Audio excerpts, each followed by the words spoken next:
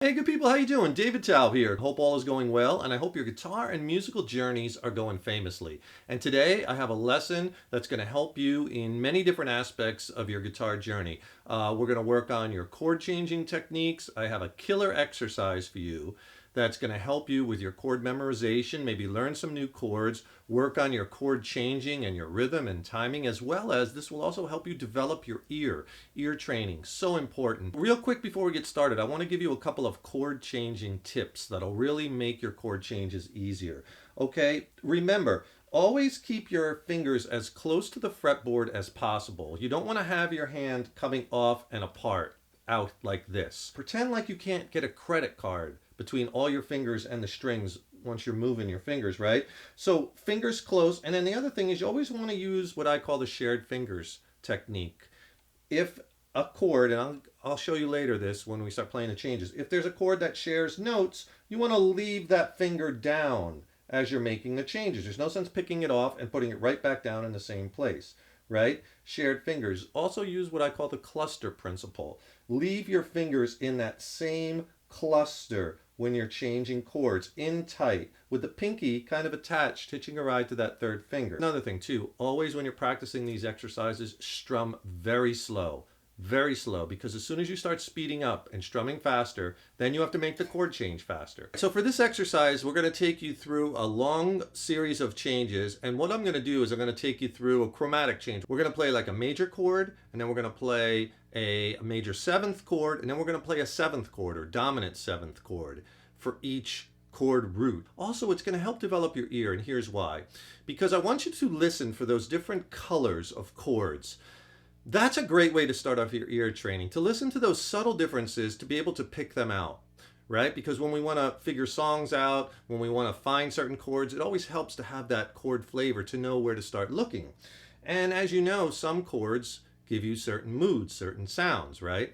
For instance, if I was to play a C major chord, that's a very happy sounding chord. Major chords, happy sounding. C, D, G, right? They're happy, as opposed to minor chords, which are kind of A minor, dark, right? D minor, right? Very dark when compared to the major chords. And you can listen for that difference.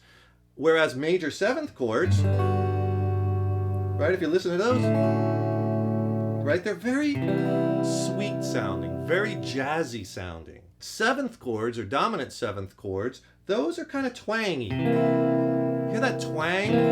Very different than a major seventh chord because it has that flat 7 in it. If I was to play different ones, right? Again, you hear that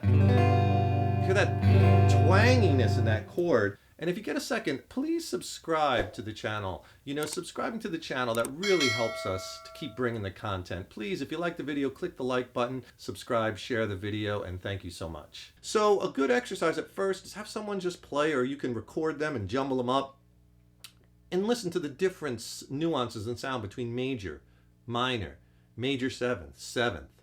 It's a good way to start your journey. And you'll hear the differences as we start playing the progressions. It'll start off with an A chord, A major, okay? And you might play it like this, or you might finger it. A lot of people finger it kind of classical style, like this. And if you do, that's fine. And in fact, that'll be a lot easier to finger because when you go to A major seventh, all you'd have to do is slide that one finger, that first finger, back 1 fret. So you're going from all 3 on the 2nd fret to that first finger on the 1st fret of the G string. You see that change. Then if you just take that first finger off, you have an A 7th chord, dominant 7th chord, right? So A major 7th, A 7th. Hear the difference? Major, happy. Major 7th, jazzy, sweet. 7th, twangy. Right? So we're going to go major, major 7th, 7th for all the chords. Then we'll go to D. D major chord. You probably know. Played that one 100,000 times, right? To play a D major 7th, flatten the first finger. And you bar across the high E, B, and G strings with that first finger, open D string. Jazzy, right? There's our D major 7th. Then to make that a D 7th, you might already know that chord also. So again, you go major, major 7th, 7th. Then we're going to go to a G chord. Now, did you notice the subtle thing I did there when I changed from D to G? Actually, we're on a D7th. We're going to change to G. What I did was I slid my third finger from that second to third fret, because that's where it's got to be for that G chord. But if you look, when I'm on the D7th, I'm on that with the first finger on the second fret. So don't pick it up just to put it back down, what I said earlier, you know. Using it as shared fingers, this is kind of like a slide principle. We're sliding, and then I just have to move those other two fingers to get to the G. And if that change gives you trouble, or any of these changes, just go back and forth between those two. One hit each. Right? So you can get really proficient at it. So G, then a G major 7th will play like this. Okay? Now, when you're playing a G major 7th, just let this first finger kind of hook over, because you want to mute the A string. You don't want to play that. So G, G major 7th, and then a G 7th chord will look like this. Got to get that F note in there, that flat 7. G 7th. So on the G chord, G 7th.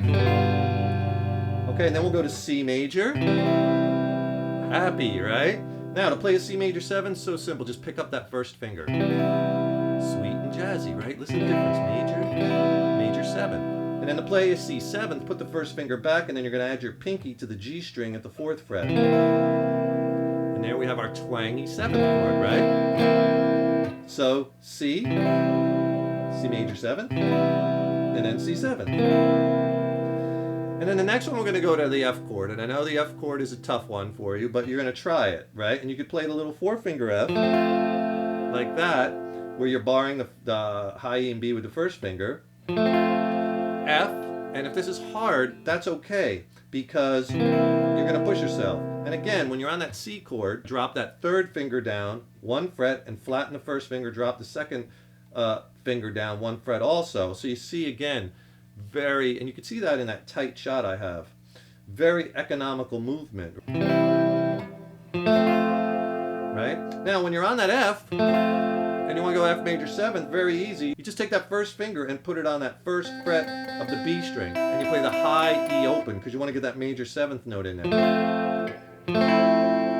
Alright, so there you have F major 7th. Now, an F 7th might be a little tricky for you. What you're going to have to do is you're going to have to stretch for the F 7th and get the E flat note here with your pinky on the 4th fret of the B string. Right?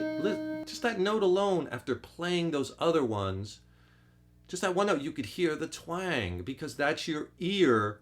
You know, you were listening to happy, happy, sweet, sweet, twangy, right? And that's the color. That's going to help that ear development. That's what we're talking about. There's your F7. So you got to go from that F major 7, and then stretch and drop the first finger, F7, because you got to get back on that F note with that first finger, right? So it's a lot of chords, but it's designed that way, again, because this is what's going to push you to that next level. So now let's put the whole thing together and try the changes. So at first, you might just want to just do one hit, because if these chords are unfamiliar, it's going to take you a little bit to change, but at least you can start to hear that you get no dead notes. See, you don't want that. You got to kind of get all the notes to ring true. So first, just do one hit. A major 7. Listen to all the notes ringing true, right? A7, D major 7, right? D7, G. All the notes are true. G major 7. Then G7. Then drop down to C. One hit. See, all notes true. C major 7. C7. Then we're going to go to F. F major 7. And finally, F dominant 7, F7. Okay.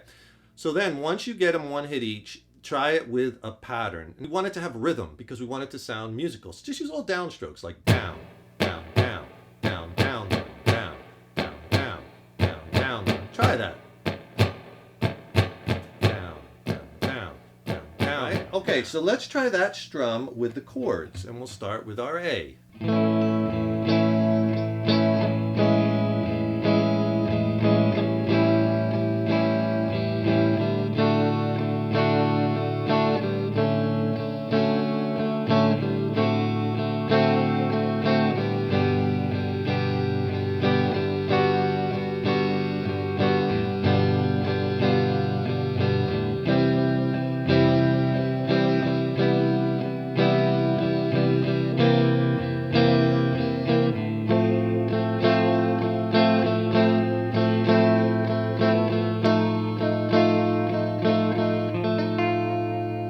Want more chord changing tips and a very long chord exercise that will really help you along in your journey, click on that link below in the YouTube description box, and I'll send you a free video lesson with all my chord changing tips and really long chord exercises. I call them long progressions that'll really blast your playing to the next level. And I'll also send you my beginner ebook, which has a lot of chord charts, a lot more lessons and different fundamentals and techniques. It's a great reference tool, and I'll send you both of those. Then, once you have it down you have it down with a strum, try it with a different strum pattern. That was all downs. Let's try an easy one like down, down, up, down, down and up, eighth notes.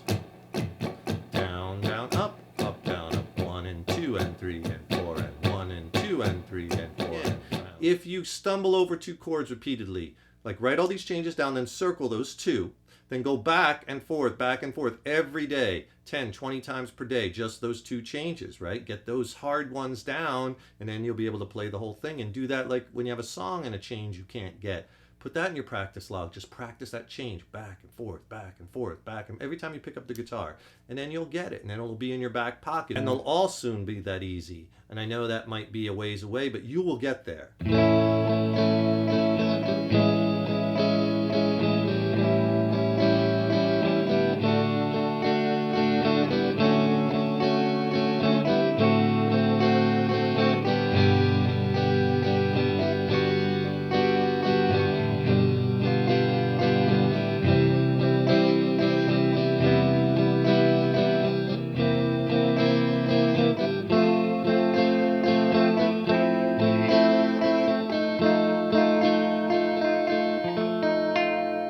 Try it with more complex strum patterns and more rhythms, right? Down, up, down, up, down, down, up, down, down, up, down, up, down, up, down, down, up, down, down, up. Longer patterns. Down, up, down, up, down, down, up, down, down, up, right? So sound a little like this.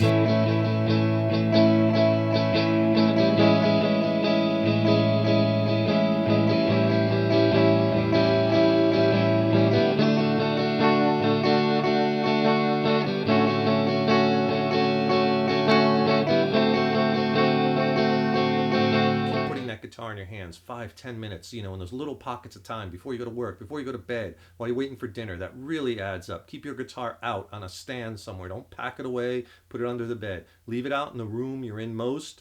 You'll be picking it up a lot. 10 minutes here, 10 minutes there. It makes a big difference, right? Remember, click on that link below. I'll send you the free chord changing tips, more exercises, and my ebook for free. Click on that link, subscribe to the channel. That really helps us to bring the content. Thank you so much. If you like the video, click the like button, give it a thumbs up, share, right? We so appreciate your support. Stay tuned for lots more. And remember, your guitar playing is an evolution. Take care. Rock on.